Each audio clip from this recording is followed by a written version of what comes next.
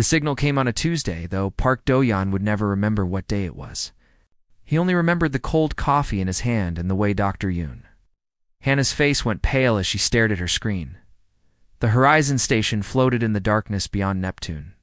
A small metal world where 23 humans watched the empty space between stars. For 15 years, Do-yeon had commanded this station. For 15 years, they had found nothing but silence. The universe, it seemed, was empty, until it was not. Hannah called him to the communications room. Her fingers were shaking as she pointed at the data streaming across her monitors. Numbers and patterns filled every screen, repeating in perfect cycles. "It is not random noise," she said. Her voice was barely a whisper. "Someone is talking to us." Do-yeon looked at the patterns. He was not a scientist, but he had spent his life in space. He knew the difference between cosmic background radiation and something deliberate. This was deliberate. This was a message. Where is it coming from? He asked. Hannah pointed toward a star map. A red dot blinked at the edge of the solar system, far beyond any human vessel had ever traveled. There. And Captain, it is getting closer. They spent 3 days trying to decode the signal. Hannah worked without sleep, living on protein bars and determination. Lieutenant Kong Tai-woo, the youngest officer on the station, brought her food she never ate and coffee she always drank. He was 26 years old and believed in aliens the way children believe in heroes. Now his belief had become real. And Do-yeon saw the fear behind his excitement. On the 4th day, Hannah cracked the first layer of the message. She gathered the senior staff in the briefing room and displayed her findings on the main screen. "It is a countdown," she said. 14 days from when we first received the signal. That means we have 10 days left. A countdown to what? Tai-woo asked. Hannah did not answer. She pressed a button, and the screen filled with new data, coordinates, population numbers, resource assessments. Everything about Earth, laid out in perfect detail by beings who had never set foot on the planet. At the bottom of the display was a single designation, Harvest World 7412. The room went silent. Do-yeon felt his heart slow, as if his body was trying to stop time itself. Harvest World. The word sounded simple, even gentle. But the number told a different story. 7,411 worlds had come before Earth.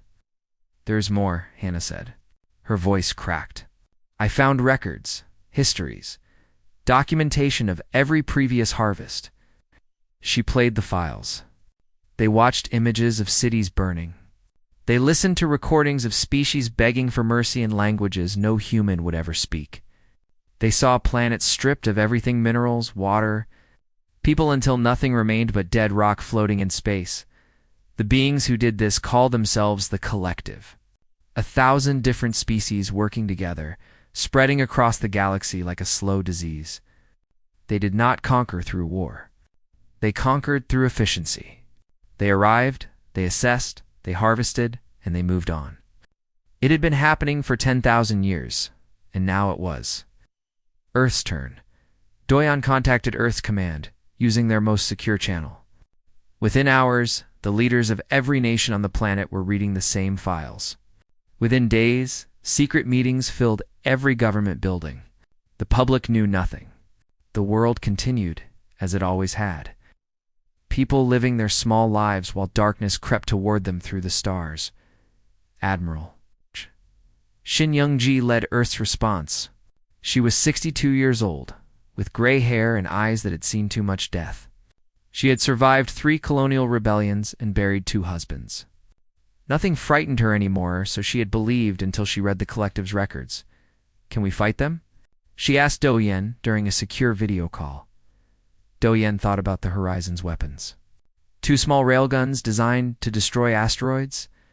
The most advanced warship Earth possessed was the Defender, currently orbiting Mars with a crew of 200. It was a masterpiece of human engineering. It was also completely useless against a fleet that had destroyed civilizations capable of bending space. "No," he said. "We cannot." Yang-ji nodded slowly. She had expected this answer. "Then we need another option." There was no other option. Do-Yan knew it.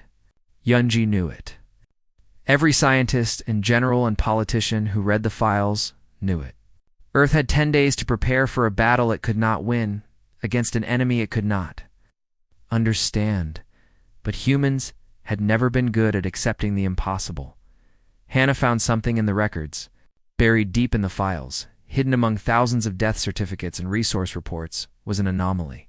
A species called the Velith had been harvested 3 centuries ago. Their planet was gone. Their people were gone. But their final transmission was different from the others. Instead of a death cry, the Velith had sent coordinates. A location in deep space, far from any star, where something waited. "What is it?" Do-Yan asked. "I do not know," Hannah admitted. But the Velith knew they were going to die. They had time to prepare.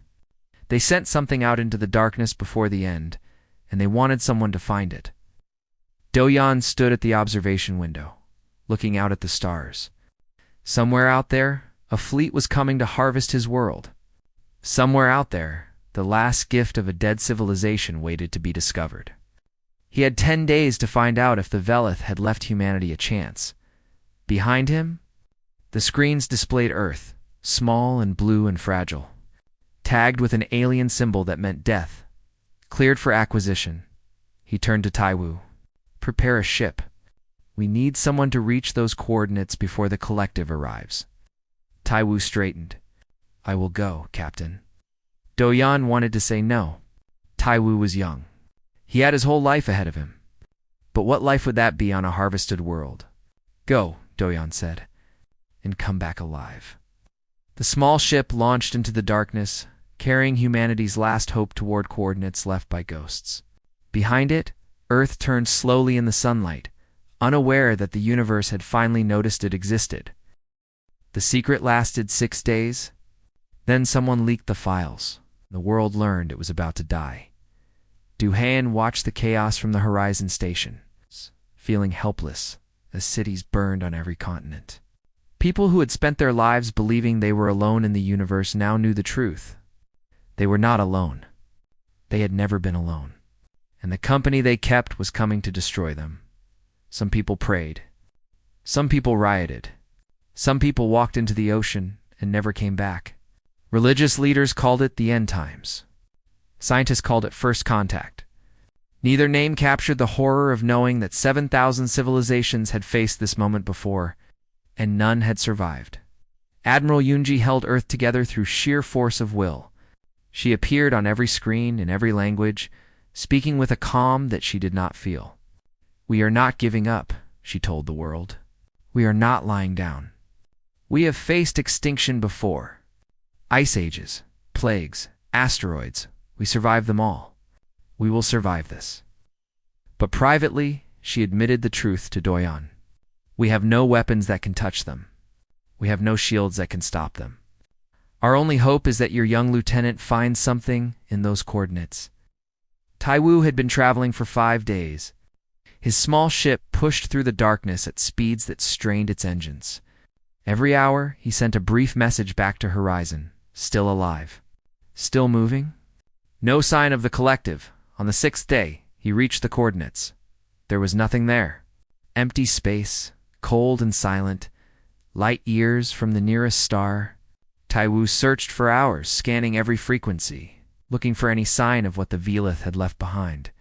He found it floating in the void. A small metal container, no larger than a coffin, covered in symbols he could not read. It had been waiting in the darkness for 300 years, patient as a prayer. Taiwu brought it aboard and opened it. Inside was a data core. Thousands of files compressed into a device the size of his fist. The Velith had known they were going to die, and they had spent their final days gathering evidence. Not weapons. Not technology. Evidence. Taiwu began transmitting the files back to Horizon. The transmission would take hours to complete. He did not know if he had hours. The collective's vanguard fleet had entered the solar system 2 days ago. They were approaching slowly, confidently, the way a hunter approaches prey that cannot run. On a horizon, Hannah received the files and began translating them. The Velith had used a different language, a different mathematics, but they had wanted to be understood. They had included guides, dictionaries, keys to unlock their final message. What Hannah found changed everything. The collective presented itself as a force of order. They told the species they harvested that resistance was futile, that submission was logical, that the universe belonged to the strong. But the Velith had discovered the truth. The collective was built on lies. Their founding species had not created the collective. They had been conquered by it, absorbed into a machine that consumed civilizations and turned their people into tools. The leaders who ruled the collective today were not the original rulers. They were puppets, descendants of victims who had forgotten they were ever free. And the lies went deeper. The collective told its citizens that harvested worlds were given a choice. Surrender peacefully and live as workers, or resist and die. But the records showed something different. Even species that surrendered were worked to death. The labor camps were death camps with extra steps. The choice was never real. Hannah found recordings of collective leaders laughing about the species they had destroyed. She found documents showing how history was rewritten after every conquest. She found evidence of rebellions crushed in secret, of entire species erased from records. Because they had dared to fight back, she found the names of every species the collective had ever killed. 7,411 names. Some were simple, some were beautiful, some were impossible for human mouths to speak, but each one had belonged to a civilization that had loved and dreamed and reached for the stars, only to be snuffed out by beings who saw them as nothing more than resources. "This is not a weapon," Doyen said when she showed him the files. "We cannot fight them with this." Hannah looked at him with tired eyes. "No, but we can fight them with something else." She called Professor Beek Jinsu, a retired historian who had spent his life studying how empires fall. He was 70 years old, with white hair and a mind sharp as broken glass. The government had recalled him from retirement because they needed someone who understood the shape of power. "Empires do not fall from outside," Jinsu told them. "They fall from inside. When the people who hold them up stop believing in them." The collective has conquered 1,000 species, but they have never faced the truth about themselves. They have buried it too deep to find. He pointed at the Velith files. "Until now. The Velith gave us a mirror. If we hold it up to the collective, they will see what they have become. And maybe, just maybe, they will not be able to look away." Doyen understood. They could not win a war, but they might be able to start one inside the collective itself. Taiwu's ship appeared on long-range sensors, limping home with damaged engines. He had made it. The files were safe. The Velith's gift had reached human hands. Now they just had to figure out how to use it. The collective fleet grew closer. 3,000 ships, each one carrying enough firepower to turn Earth into dust. They expected surrender. They expected begging. They expected the same thing they had seen 7,000 times before. They did not expect what humanity was about to do. Doyen gathered his crew. "We are not going to fight them with weapons," he said. "We are going to fight them with words, with truth, with the voices of every species they have ever silenced." Ana nodded. Taiwu stood at attention, exhausted but unbroken. Across the solar system, Admiral Yunji prepared Earth's response. The countdown had 3 days left. 3 days to change the fate of a world, 3 days to make the stars themselves listen. The collective fleet stopped at the edge of Earth's solar system. The High Commander Ortho broadcast his ultimatum. His face appeared on every screen on Earth. He was not what humans had imagined. No scales or tentacles or glowing eyes.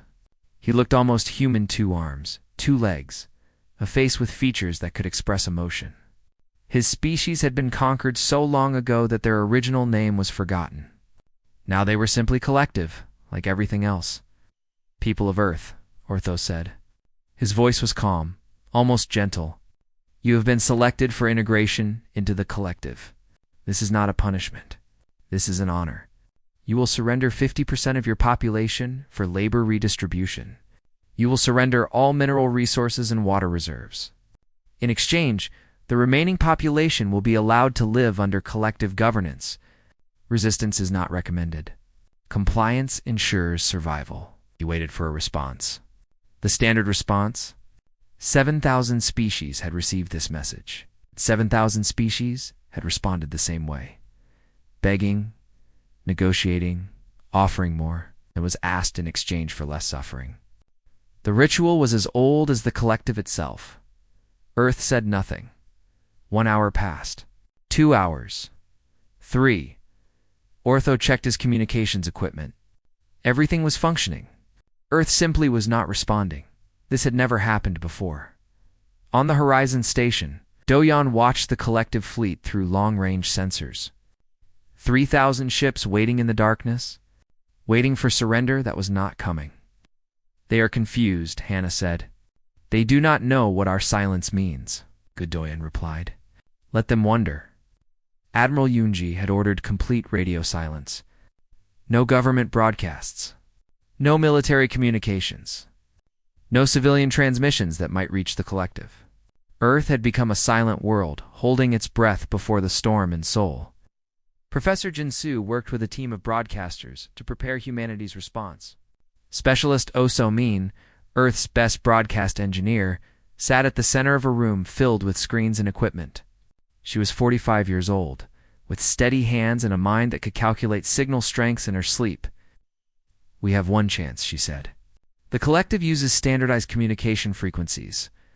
Their military channels are encrypted, but their civilian networks are open. If we broadcast on the right frequencies, we can reach not just the fleet, but their entire empire. Ouch. Jinsu nodded. The fleet will try to jam us. How long can you keep the transmission running? So-min smiled grimly. Long enough? 6 hours after Ortho's ultimatum, Earth finally responded, but not to him. The transmission bypassed the military fleet entirely. It reached past them, spreading outward at light speed toward every collective world. Every civilian network, every forgotten corner of their vast empire. The signal was simple and clear, designed to be understood by any species with a receiver. First came the Velith archives. Documents and recordings that Hannah had spent days translating into every collective language. Evidence of lies and murders and crimes that the collective's leaders had buried for thousands of years. The truth about the founding species.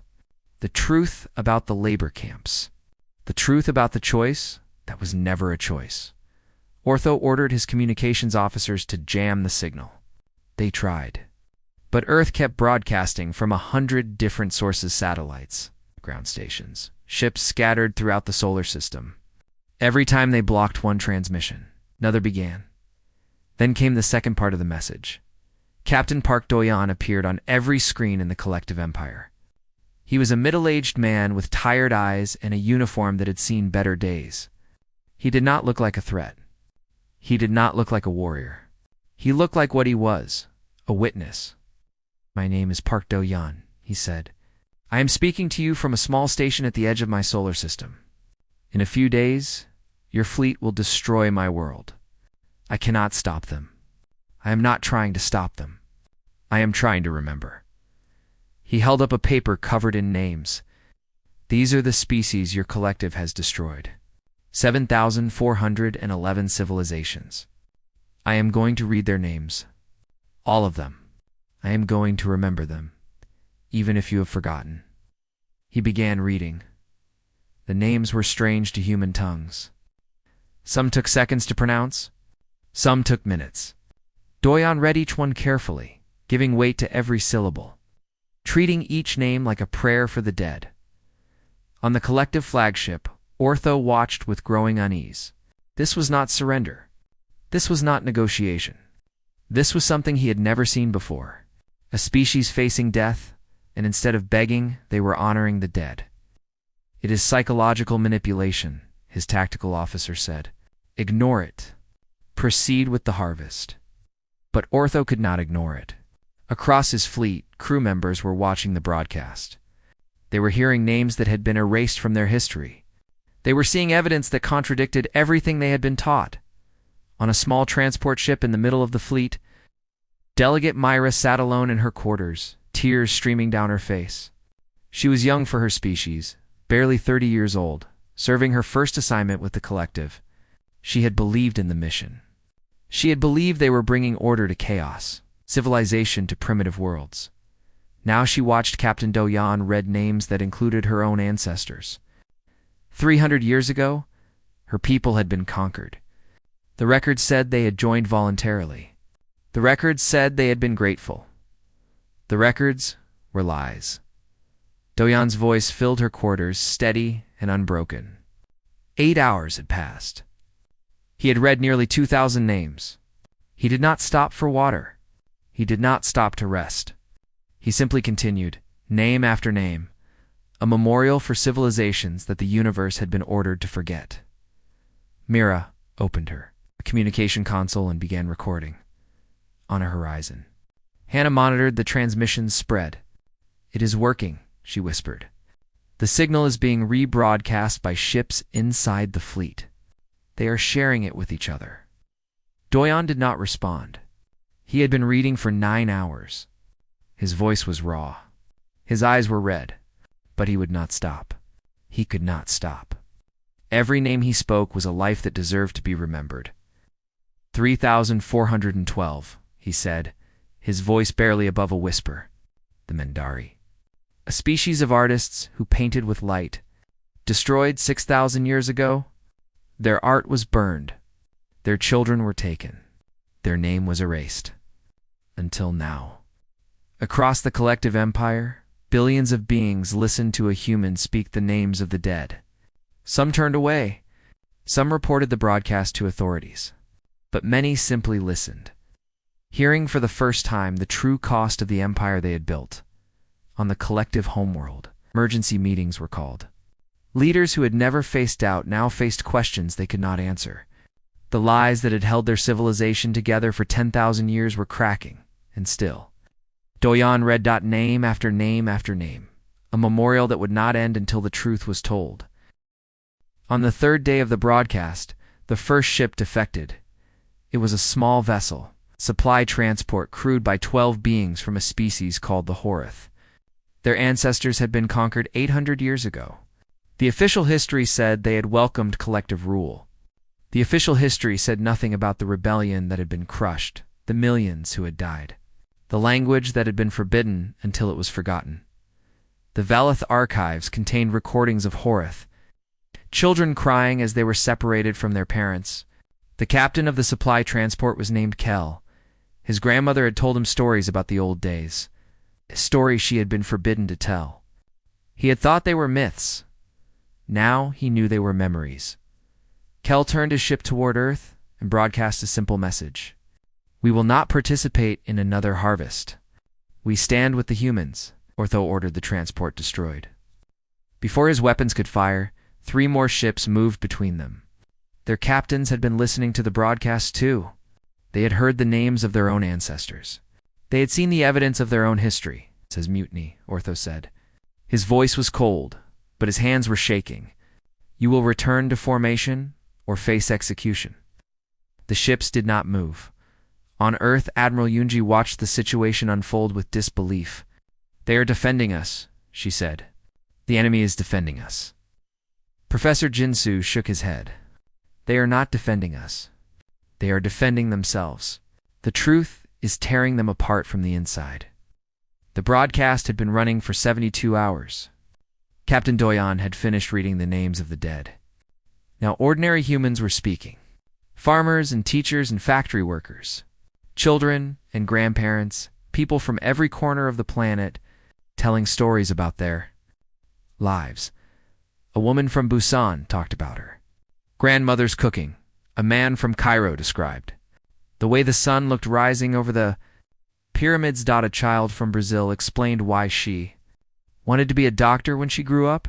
These were not warriors. These were not leaders. They were simply people, sharing the small moments that made their lives worth living. And across the collective fleet, beings who had been taught to see Earth as a resource began to see it as a home. Delegate. Mira made her decision. She had spent 3 days in her quarters, watching the broadcast, crying until she had no tears left. She had believed in the collective. She had served it faithfully, but the lies were too big to ignore. The truth was too loud to deny.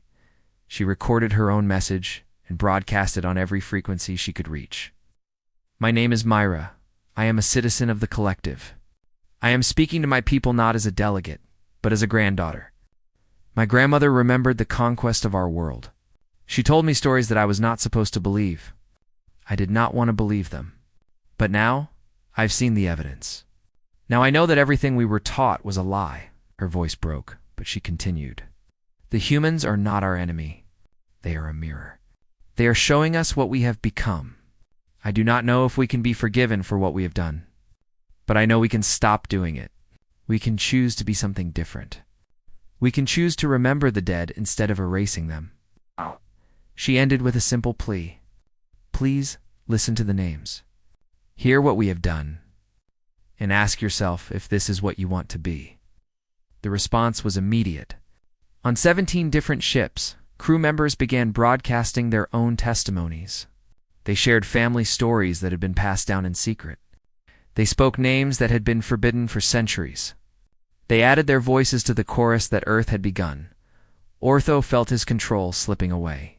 He had commanded 600 harvests. He had never lost a single ship to anything but technical failure. Now 100 vessels had broken formation, and more were drifting away every hour. He did what commanders always do when they feel their power fading. He made an example. 2 officers on his own flagship had been caught watching the human broadcast. Ortho had them brought to the command deck and executed them in front of the crew. He broadcast the execution to the entire fleet as a warning. It was a mistake. The officers had been popular. Their species had been conquered relatively recently, 4 generations ago. When their bodies fell, something changed in the eyes of those who watched. Fear became anger. Obedience became doubt. That night, 200 more ships defected. By morning, the fleet was split in half. 1,400 vessels remained loyal to Ortho. 1,600 had joined the growing rebellion. On the horizon station, Doyan watched the fleet divide with exhausted wonder. He had not slept in 4 days. His voice was destroyed from days of reading names, but he could not look away from what was happening. They are fighting each other, Hannah said softly. We did not fire a single weapon, and they are fighting each other. Admiral Yunji contacted them from Earth. Her face was tired but hopeful. The collective home world is in chaos. Their government has lost control of the information networks. Citizens are in the streets, demanding answers. We have bought ourselves time. How much time?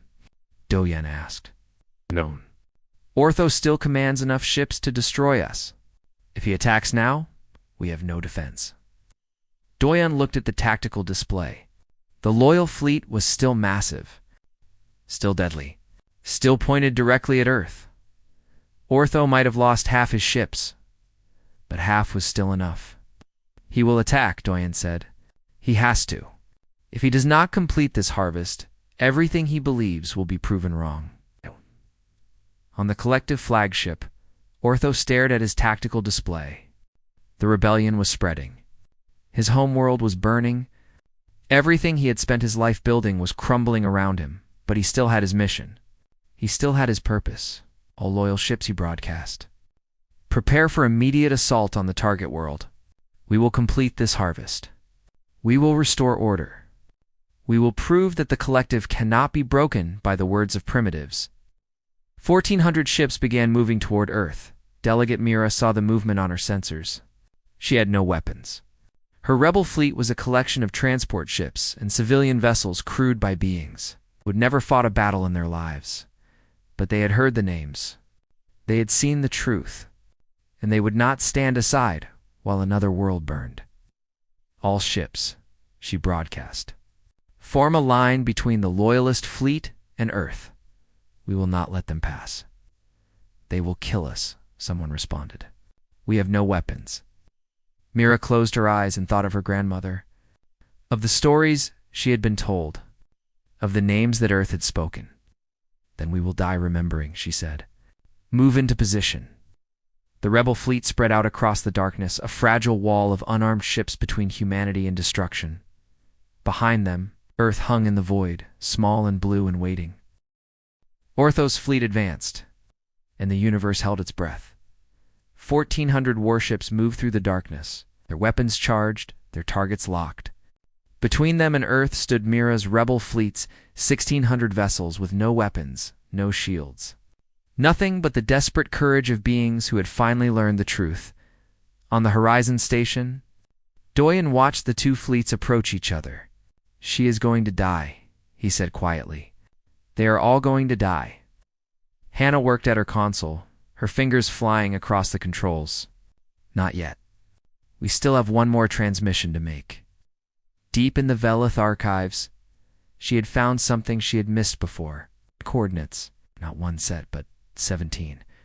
17 other dying civilizations had done what the Velith had done. They had launched their own archives into the void, hoping that someday someone would find them. "We can reach some of them," Hannah said. "The signals will take years to arrive, but the message will spread. The truth will spread."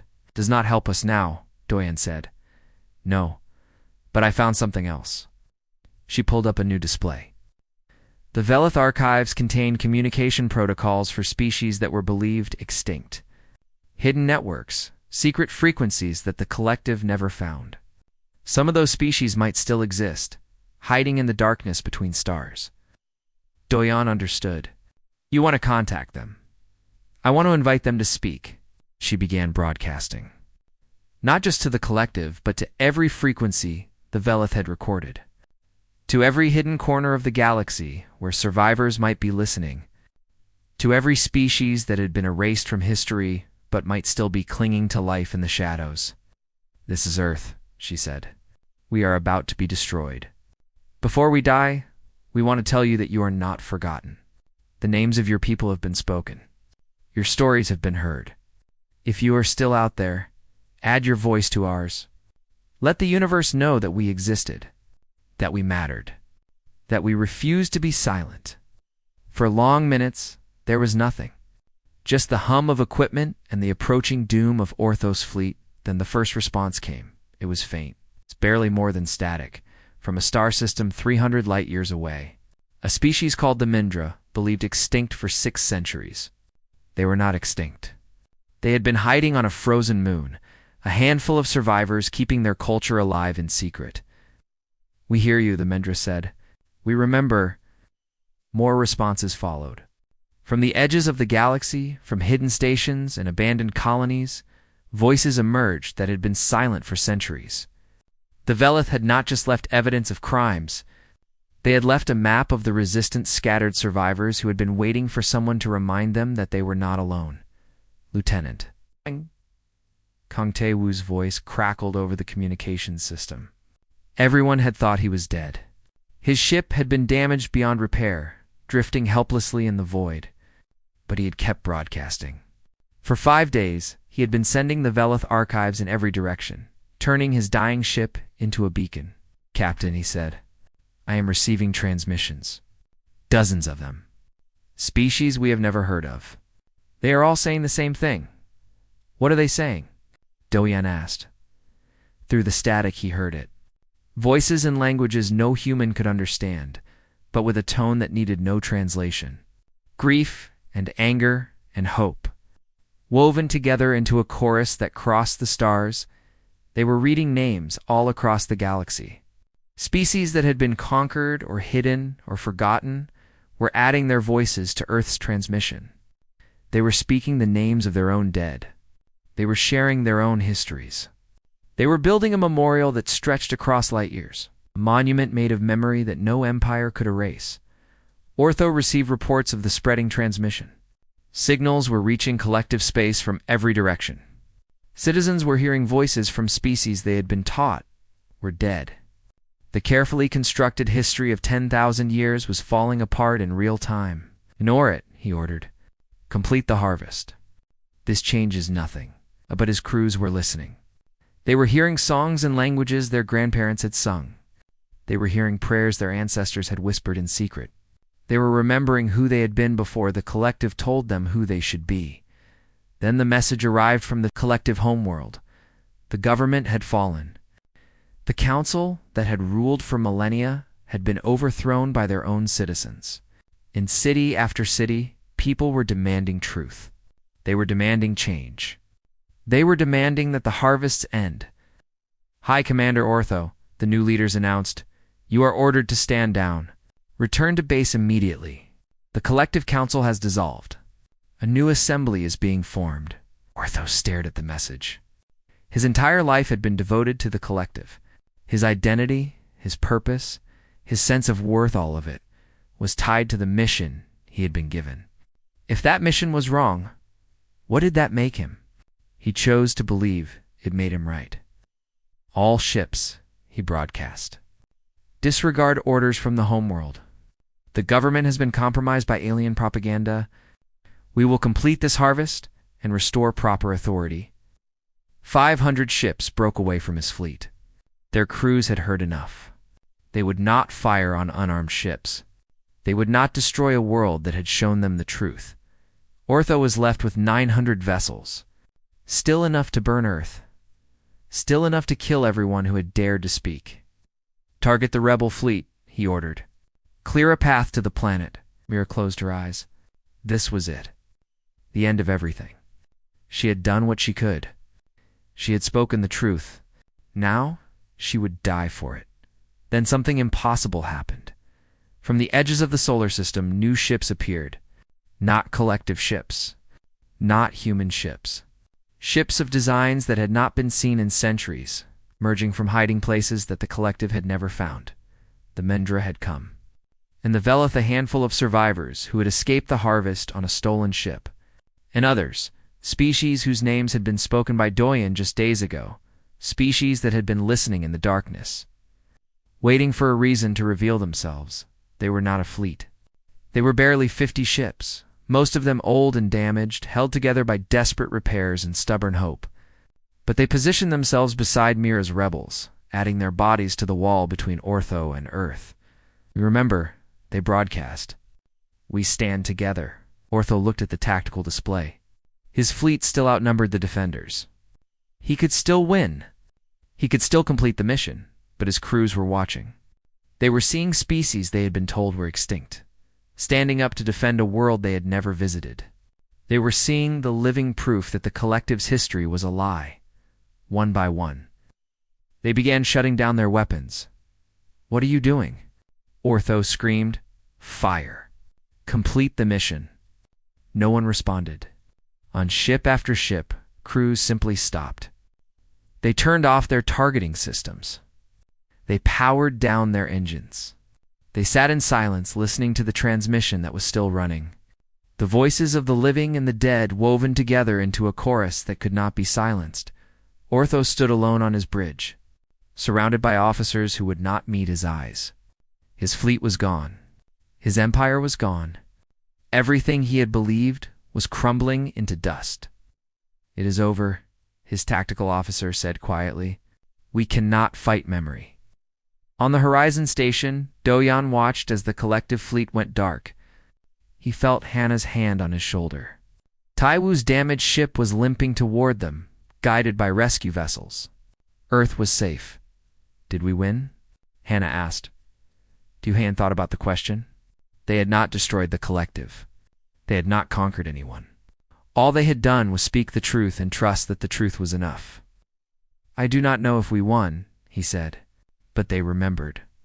Across the whole galaxy, they remembered. That has to count for something. The transmission continued. It would continue for years, spreading outward at light speed, reaching stars that humans had never named. The names of the dead carried on waves of light, eternal and unstoppable. On Earth, people emerged from shelters and looked up at the stars. The fleet that had come to harvest them was gone. The darkness that had seemed so absolute was filled with voices. They were not alone. They had never been alone, and they would never be silent again.